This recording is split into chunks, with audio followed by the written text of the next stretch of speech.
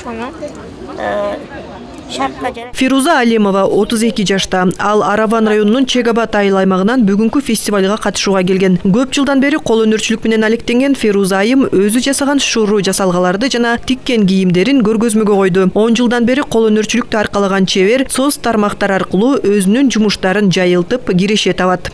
Үйдө бекерчиликте хоббим ушундай аксессуарлар жасайм, сатам. Өзүнүн Instagram баракчам бар. Заказдарды алып, ушул жерде сатууга койгом. Анан жиптерден ушундай токучулук менен алектенем.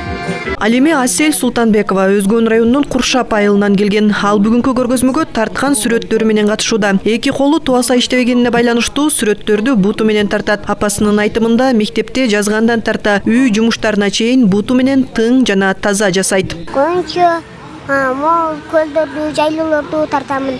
Садырия парк тарттым эле, алып кетип калышты. Качып тартты, сага бирөө тартпедиби деп мага ишенишпейт. Кээдикилери ишендирсе, атак башкалар ишенбейт. Эжекелерим ишенет бирок.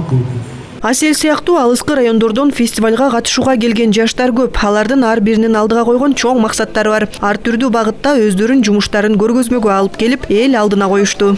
Үйлөрдү жакшы. Мен 9 жаштамын. Аравандан келдим. Таш менен жана жип менен иштейм. Көбүнчө үйлөрдүн макетин жасайм. Чоңойгондо архитектор болгум келет. Ушундай фестивалдар көп болуп турса дейм.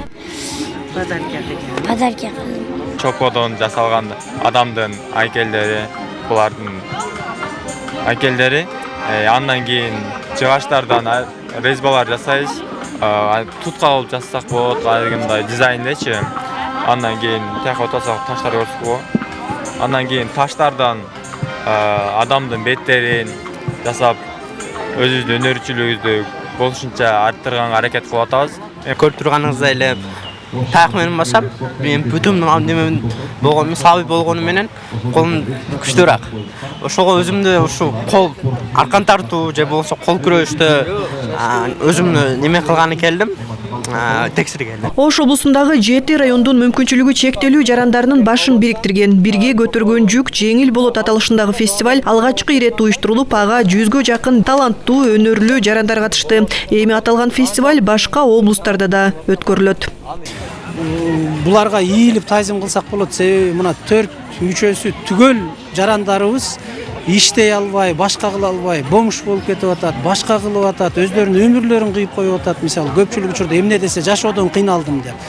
Бул адамдар ошол өзүнүн кыйынчылыгына карабай, өзүнүн майыптуулугуна карабай, ушу жашоодон үмүт кылышып бир жакшы иштерди жасап, ар ким өзүнүн колунан келген иштерин жасап, биз жашагыбыз келет, биз дагы адамдар менен чогуу болгубуз келет деген бир изги тилек менен чуркап аракет кылып атышынын өзү бул чоң нерсе. Биз негизги максат ушул адамдарга колдоо көрсөтүп, биз коомдо, жашоодо булар менен бирге экенибизди сездирүү.